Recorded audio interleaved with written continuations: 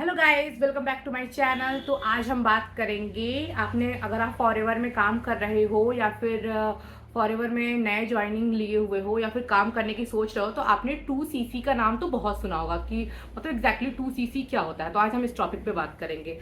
तो सीसी का मतलब होता है कैश क्रेडिट।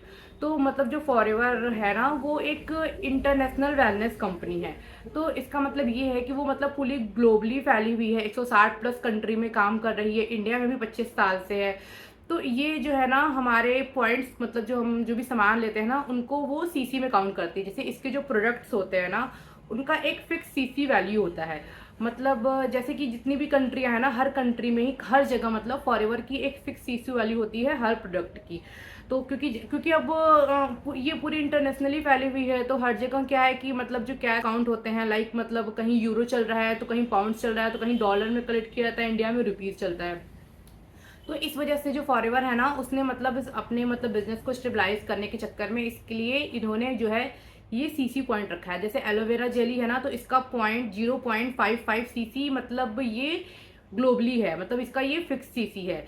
तो इसी तरीके से जो हम जितने सामान खरीदते हैं ना, तो हमें मतलब अपना सीसी वैल्यू कंप्लीट करना पड़ता है। तो एक सीसी का मतलब होता है 1000 पॉइंट्स।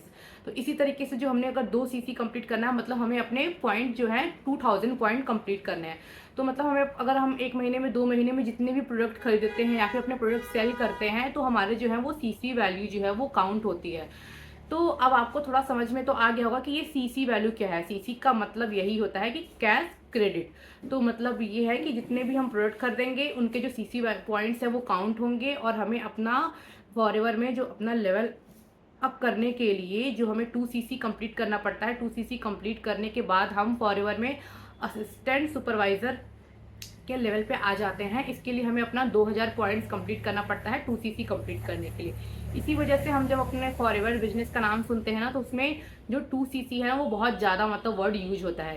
क्योंकि अगर हम नया स्टार्ट भी करना चाहते हैं ना, तो अगर आप अर्निंग बेस पे बहुत अच्छा स्टार्ट करना चाहते हो, तो आपका 2 सीसी डायरेक्ट स्टार्ट करना ही बेस्ट होगा।